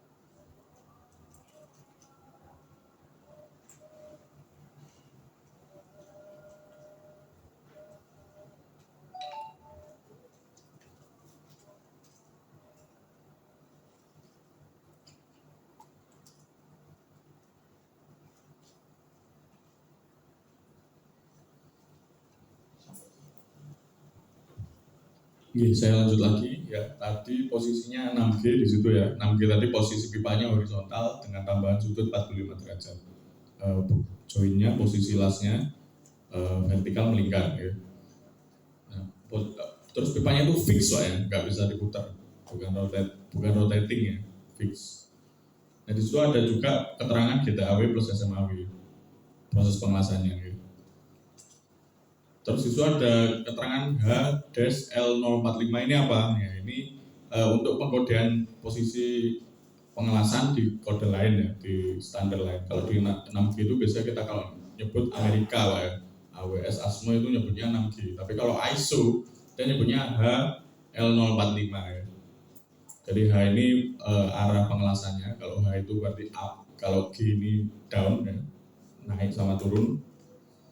045 ini sudutnya, yang 45 derajat tadi 6G. Di situ di sebelah kanan ada joint design, ada sketch joint design-nya, ada NPS-nya juga kira-kira 4 in, NPS 4. terus ada tebelnya 8,56 ya. Di situ ada gapnya 2 mili, ada root base 1 mili, ada sudut bukan 60 derajat. Ya, ini nanti tidak jadi aspek penilaian Pak ya. Di situ hanya referensi saja sifatnya. Termasuk yang di bawahnya ada welding sequence. Ada sequence 1, 2, 3. Itu nanti kalau menyimpang dari sequence ya mungkin fillernya dia mau pakai 2 pas gitu ya, atau gapnya juga mau pakai lebih dari 1 pas, itu monggo.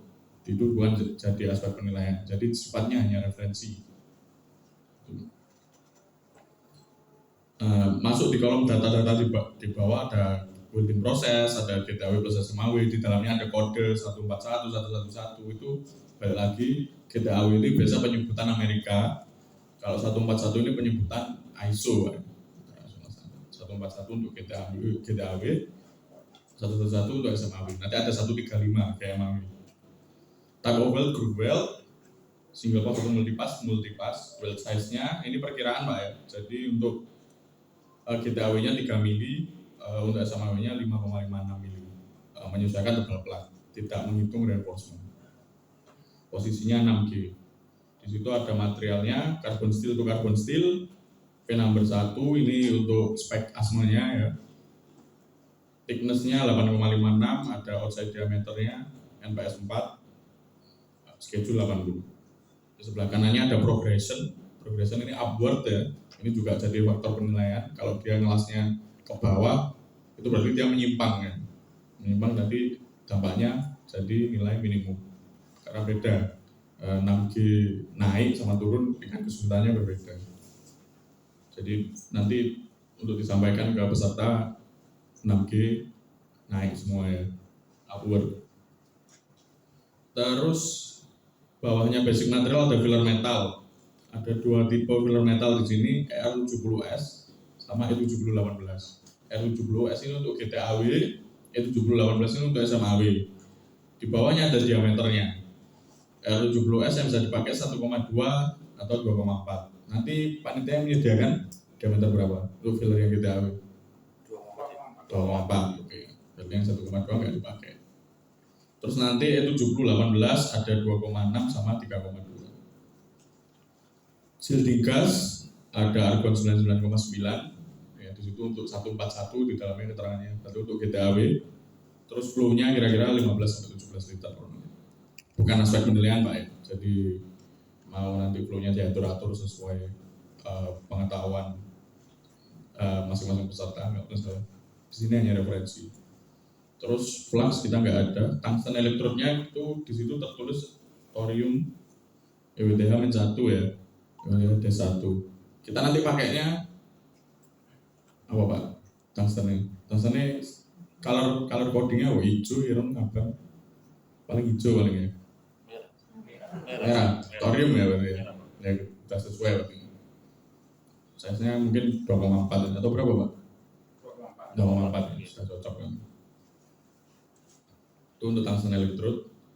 Heat treatment, di situ ada preheating temperatur. Preheating temperatur 30 derajat berarti temperatur ruangan Pak ya. Nanti nggak perlu tambahi preheat. Nggak perlu bawa blender dari sekolah Pak ya. Untuk preheat. Kalau sudah 30 derajat. Interpass nggak ada, reheating nggak ada, cooling speed nggak ada, PWHT nggak ada. Backgoughing kita nggak pakai karena kita ngelas tembusan. Backing material kita nggak pakai karena kita ngelas tembusan. Transfer mood kita nggak pakai ya. Karena kita ngelas GTAW sama SMAW. Cleaningnya pakai metode grinding, bruising, chipping, terserah.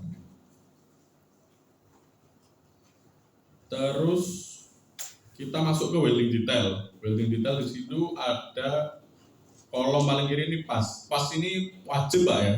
Maksudnya wajib diikuti pas sama welding prosesnya.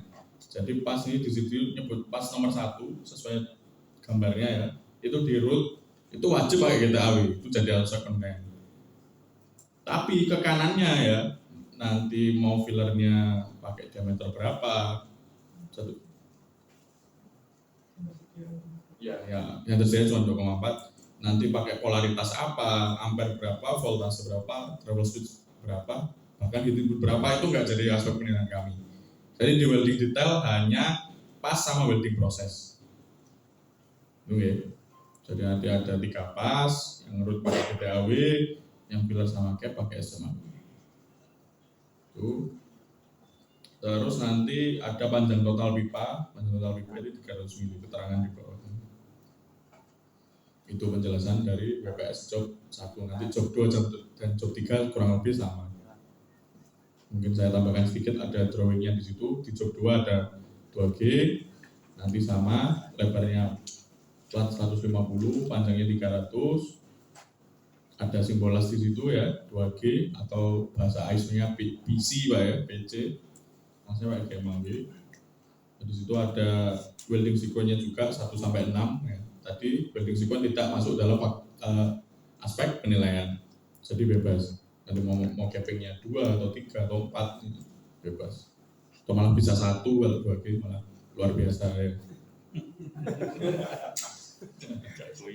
KMAW 135 lah ya. Nanti ada gasnya di situ beda dari tadi 99 argon, 99% argon. Ini pakai CO2 100%. Betul Pak ya?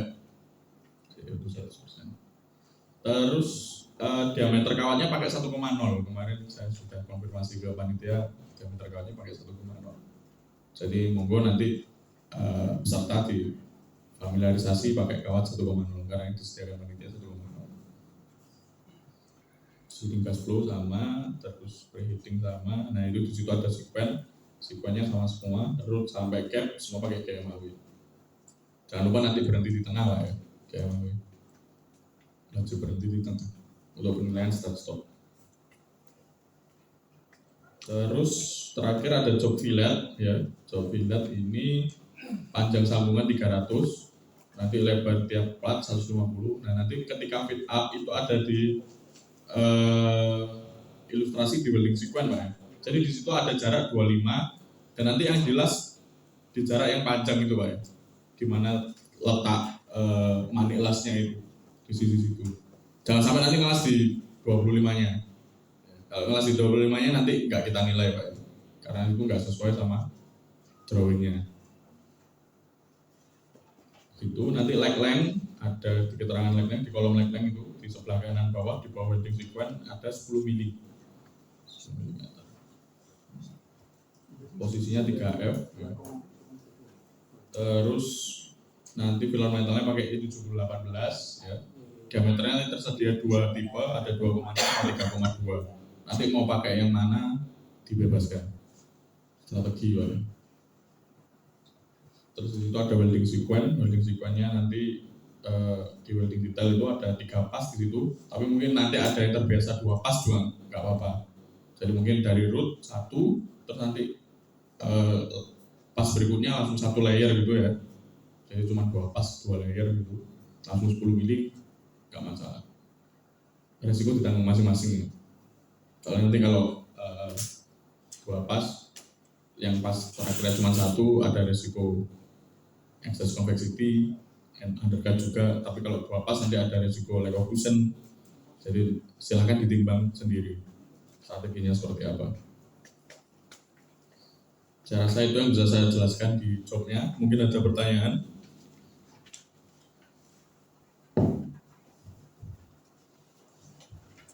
Cuma 2 Pak Randy. Pesertanya udah dapat.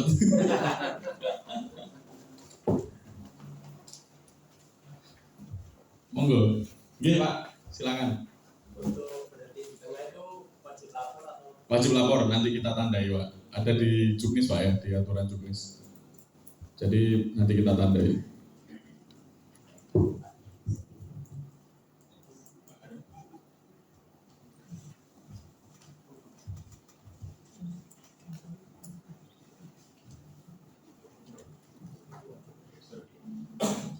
Ya Pak, jadi nanti yang 3F,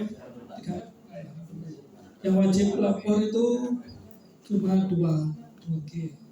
Yang 3F nggak perlu. Baiknya lapor aja. Nah, maksudnya harus berhenti di tengah. Pasti berhenti ya, Ya, cukup. Nah, jadi nanti setiap kali yang terutama yang ya kedua-duanya Pak ya, baik 2G maupun 3F, untuk pertama kali berhenti itu lapor Pak. Nanti untuk penilaian start and stopnya. Kalau yang 2G itu mulai dari root, nah itu lapor. Nah, kemudian kalau yang 3F mungkin langsung saat capping ya. Satu selesai satu ya. Ya, kan nanti dilihat di cappingnya Selesai satu kawat atau apa? Ya, siap. Jadi harus dua-duanya wajib lapor Pak ya. Ya, silakan Bapak Ibu yang lain.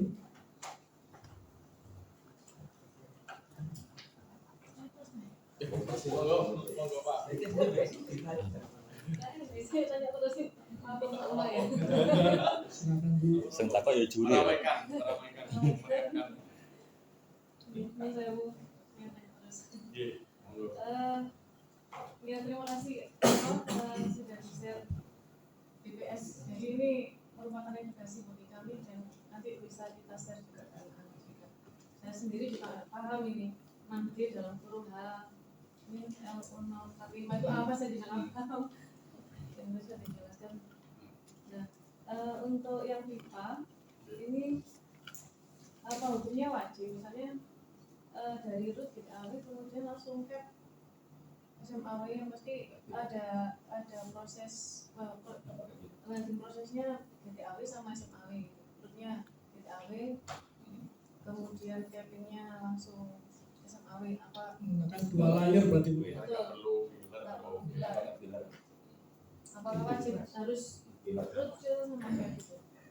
Siap, terima kasih. Nah, memang pertama untuk simbol las Pak Bu ya. Bapak Ibu, jadi simbol las kita itu di Indonesia pengelasan itu masih mengacu ke standar luar biasanya. Untuk pembuatan sebuah produk seperti kalau di strukturnya kereta api itu ada yang mengacu ke AWS, American Welding Society standar ya.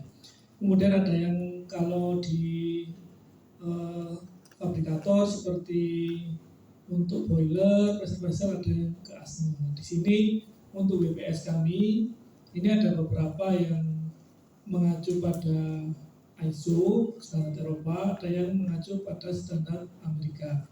Seperti 6G itu biasanya adanya di standar Amerika penyebutannya. Kalau di standar Eropa seperti ISO itu seperti ini L045. Kemudian welding proses itu nanti diberikan kodenya itu 141 angka seperti itu. Jadi ini Bapak Ibu yang pernah training welding inspector, nah itu biasanya ada penjelasan seperti ini. Nah memang kita perlunya sharing session juga ya kadang di waktu-waktu lomba seperti ini ketemu industri kan kadang kita kan sekarang itu Mas Menteri ya, kita kan satu kementerian di Kemendikbud Riset dan Teknologi sekarang.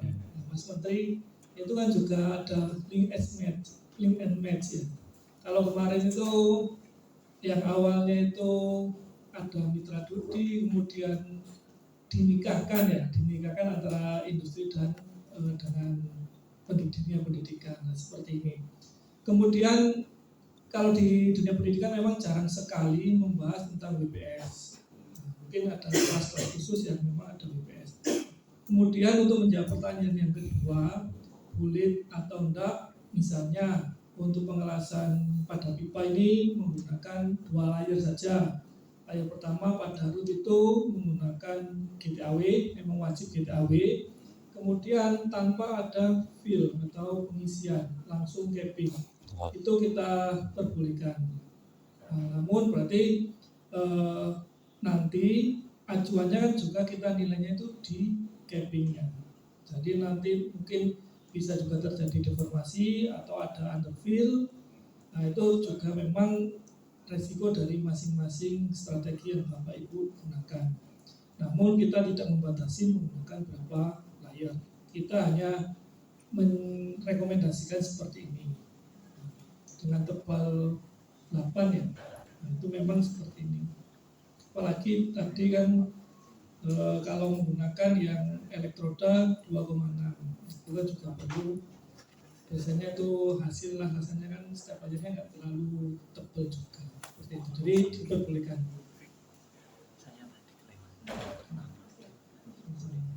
Coba tak rekam sepisan. Muka-muka.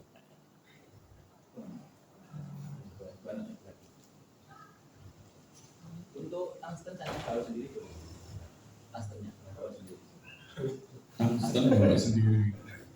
Oke. Jadi untuk alat yang dibawa, mungkin saya sedikit mengulang. Alat yang dibawa ini hanya yang kita sepakati di awal tadi Pak. Jadi termasuk alat lain yang digunakan peserta untuk mengerjakan yang tidak di-list oleh Pak Arif Hadi dari selaku panitia itu tidak kita perkenankan untuk digunakan di bilik. Jadi membawa boleh tapi nggak boleh dipakai. Tapi itu fleksibel Pak, dalam artian begini, kalau memang forum ini menyepakati memperbolehkan, kita masukkan ke listnya, gitu aja. Jadi kalau masalah tungsten, monggo. Kalau mungkin dipertimbangkan, nanti dimasukkan dalam list Pak Arif Hadi. Nanti saya juga nge-review menyampaikan tadi yang disampaikan, mungkin nanti ada peserta yang mau bawa kursi sendiri. Nah itu tadi kan nggak ada listnya, nggak boleh berarti nggak boleh dibawa tapi nggak boleh dipakai. Nah berarti mungkin ada item-item yang jenengan kerso sepakati bersama di forum ini bisa kita tambahkan dalam list. Kalau sudah ditambahkan dalam list, nanti sepakat baru boleh. Mungkin pertama di tungsten, mungkin Pak Arif.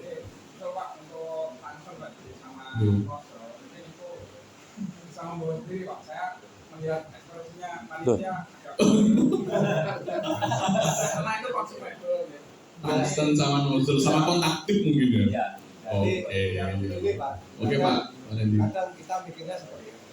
Kalau ketika kita ngajar itu yang membedakan dari si anak itu tingkat sudut kelanjutan dari tungsten. Oke, ya.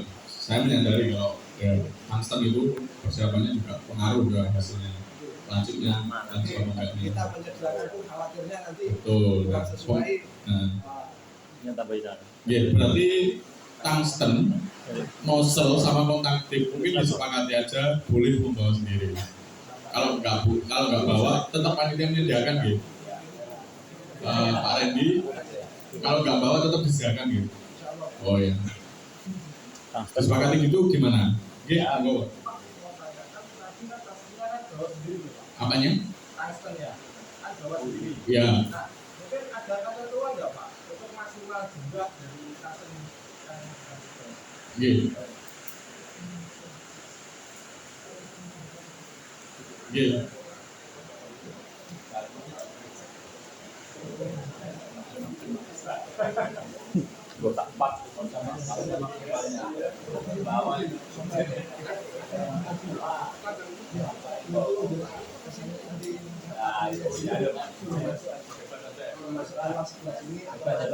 jadi untuk jumlah mau tipe atau tipe tadi ada EWTH 1, 2 atau EWP terus nanti ukurannya ya ini kami bebaskan. Cuman begini Pak, jangan sampai nanti yang jenengan bawa nggak bisa dipakai di sini ya kan.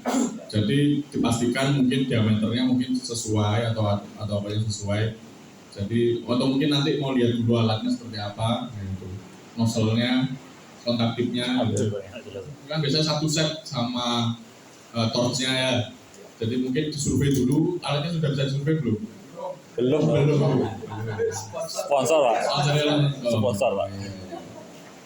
Ya mungkin nanti ada garis komunikasi sendiri bahas masalah alat dengan panitia. Mungkin hampir seminggu panitia bisa menginfokan ya.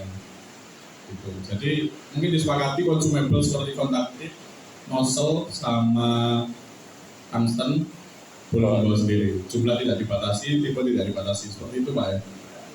Oke, nanti ditulis di tambahan list tadi. Yang hanya 3 itu mungkin atau mungkin ada tambahan lain.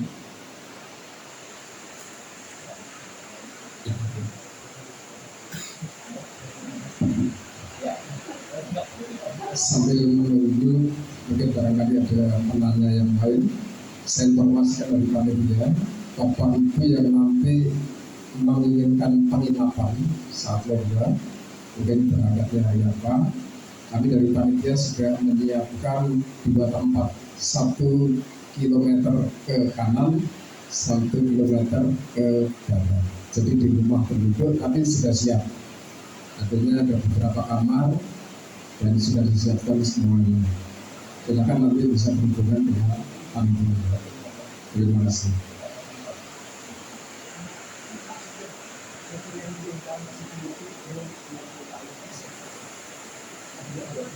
Kemudian yang kedua, informasi dari Pak Randy, katanya ada Pak sopirnya di mobil, bisa berteduh. Ya, silakan untuk ya, makanya bisa di WA, dengan WA kalau ada sopirnya di mobil. Kasihan.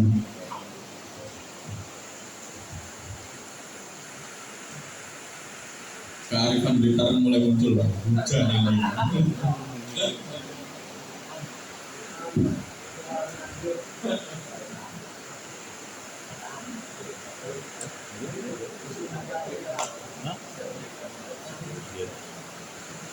mungkin ada lagi yang perlu ditanyakan.